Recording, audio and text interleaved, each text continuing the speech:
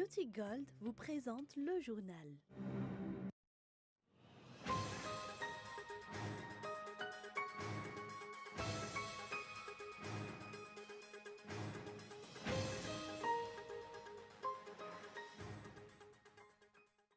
La publication des tendances des résultats obtenus à partir des procès-verbaux scannés prend fin aujourd'hui.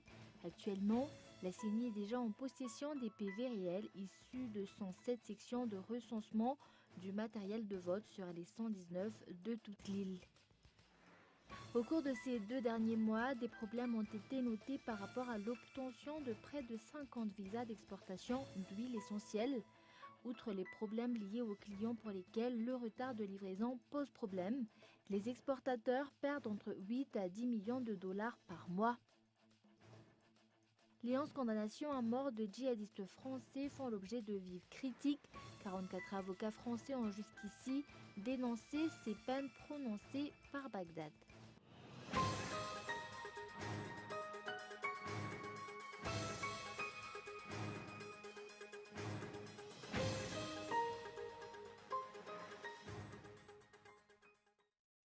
Bonsoir à tous et bienvenue dans cette nouvelle édition du journal en version française sur Cool TV. À la une aujourd'hui, à compter d'aujourd'hui, la CENI va commencer à traiter les procès-verbaux réels des résultats de l'élection législative provenant de chaque district. Un travail qui va se faire en plusieurs étapes. Les détails dans ce reportage de Anne Garçon. Avant de sortir officiellement les résultats provisoires de l'élection législative, la CENI traite ces résultats en plusieurs étapes. Voici les explications du vice-président de la CENI sur ce point.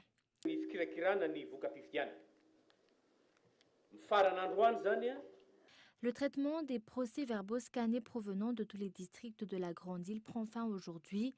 Après les réceptions des PV réels, avant de les valider, nous devons vérifier les signatures des membres des bureaux de vote, leur contenu et les comparer avec les PV scannés, les saisies effectuées par les responsables au niveau de la CENI sur place, les feuilles de dépouillement et les travaux effectués par chaque SRMV.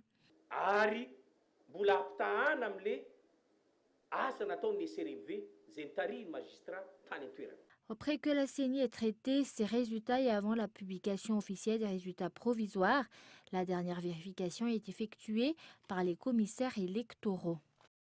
Et la publication des tendances des résultats obtenus à partir des procès-verbaux scannés prend fin aujourd'hui. Actuellement, la CENI est déjà en possession des PV réels issus de 107 sections de recensement de matériel de vote sur les 119 de toute l'île et ceux provenant des 12 sections restantes sont attendus pour la fin de la journée. Reportage. La publication des tendances des résultats obtenus à partir des procès-verbaux scannés vont prendre fin aujourd'hui sur les 119 sections de recensement des matériels de vote mises en place dans tout Madagascar. 107 d'entre elles ont déjà envoyé les PV réels auprès de la Commission électorale nationale indépendante. Pour les 12 sections restantes, les procès-verbaux réels sont attendus pour cette nuit. La CENI va donc commencer à traiter ces documents.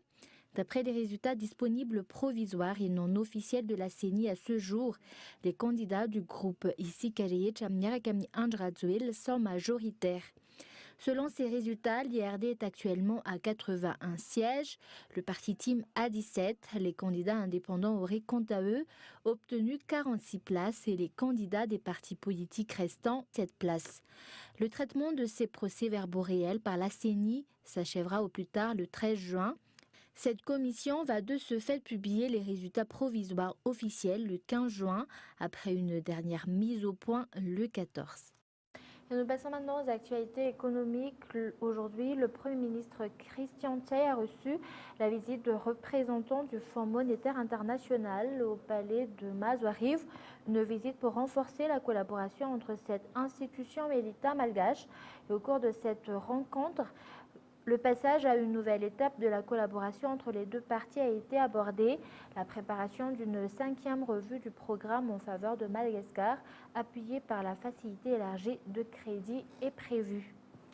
Et comme nous l'avons annoncé dans les titres au cours de ces 2 derniers mois, des problèmes ont été notés par rapport à l'obtention de près de 50 visas d'exportation d'huile essentielle. Et outre les problèmes liés aux clients pour lesquels le retard de livraison pose problème, les exportateurs d'huile essentielle perdent entre 8 à 10 millions de dollars par mois. Reportage.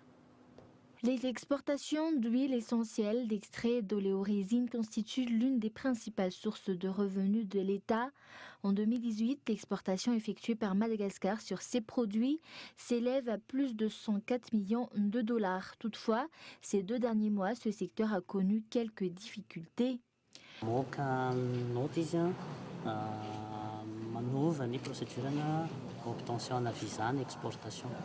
Une note modifiant la procédure d'obtention de visa d'exportation. Si auparavant le délai était de 48 à 72 heures, actuellement cela fait 3 semaines, voire plus. Au fait, comme les dossiers sont encore là-bas, je ne peux pas dire exactement quand leurs traitements vont être achevés. Tout cela entraîne pour nous une perte de crédibilité auprès de nos clients. Ensuite, si nous ne livrons pas, nous ne sommes pas payés. Et si nous ne sommes pas payés, nous ne pouvons pas nous payer les matières premières pour la production, ce qui ralentit ou stoppe totalement cette dernière.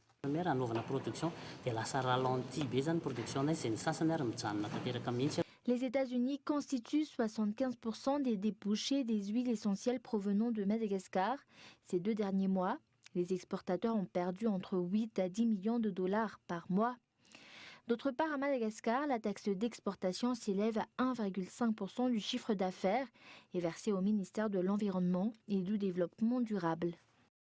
Et avant de passer aux actualités internationales, d'après un décret publié par le ministère de l'Intérieur vendredi dernier, le maire de Tuamas, Élisée Ratir, a été relevé de ses fonctions. Christian Razafman, un des conseillers municipaux, a ainsi été nommé président de délégation spéciale ou PDS pour assurer les fonctions de ce maire jusqu'à la prochaine élection communale.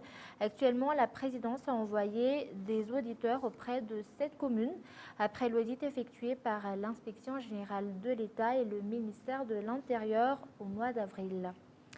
Nous passons maintenant aux actualités internationales. La contestation au Soudan dit couper tout contact avec l'armée. Les leaders annoncent aujourd'hui stopper les négociations et au moins 9 morts lors de la dispersion de leur sit-in. Reportage de Front 24.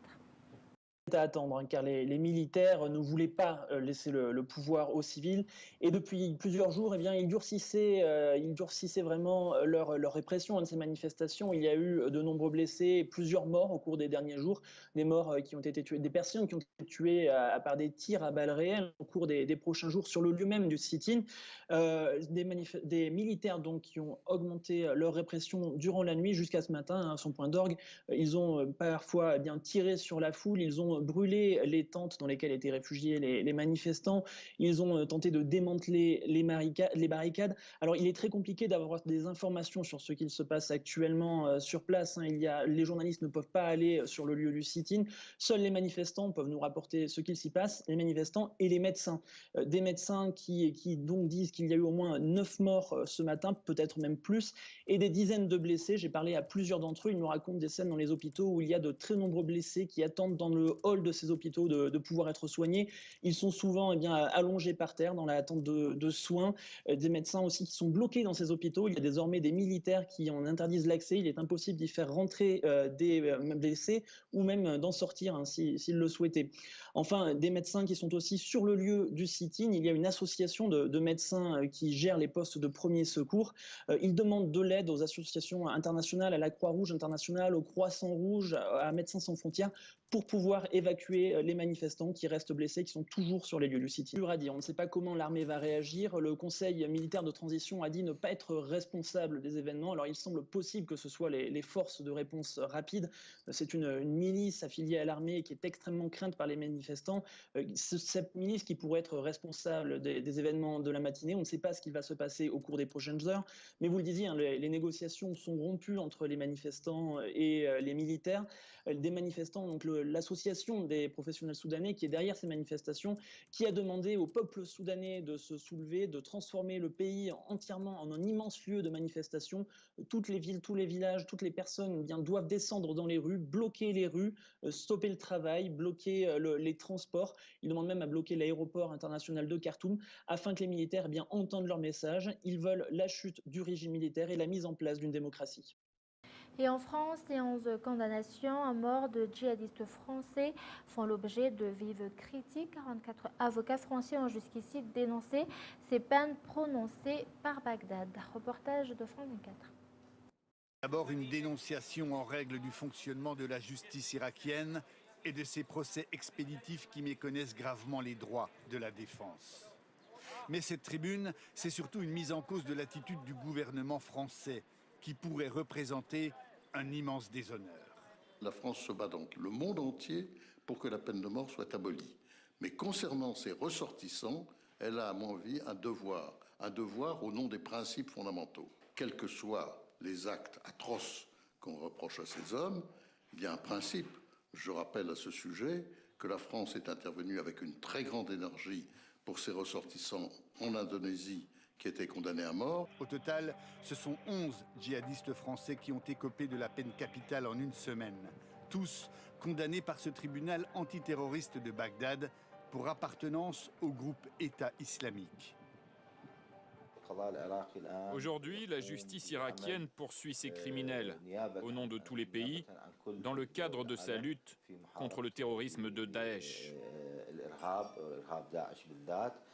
La France a exclu tout rapatriement de ces djihadistes qu'elle préfère voir jugés en Irak, tout en refusant par principe leur condamnation à mort, comme le rappelait récemment Emmanuel Macron. Pour nos ressortissants pour lesquels la peine de mort sera prononcée, nous demanderons à ce qu'elle soit commuée en prison à perpétuité ou une autre peine qui correspond aussi à ce que, dans le cadre de nos accords bilatéraux, nous pouvons reconnaître.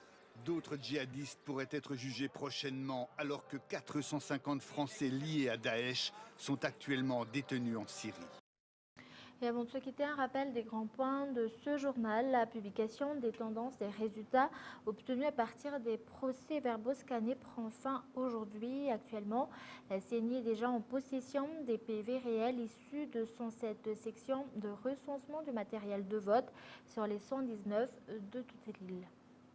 Et au cours de ces 2 derniers mois, des problèmes ont été notés par rapport à l'obtention de près de 50 visas d'exportation d'huile essentielle. Outre les problèmes liés aux clients pour lesquels le retard de livraison pose problème, les exportateurs perdent entre 8 à 10 millions de dollars par mois. Et les 11 condamnations à mort de djihadistes français font l'objet de vives critiques. 44 avocats français ont jusqu'ici dénoncé ces peines prononcées par Bagdad. Et voilà, c'est la fin de cette édition. Je vous donne rendez-vous demain à la même heure. Au revoir.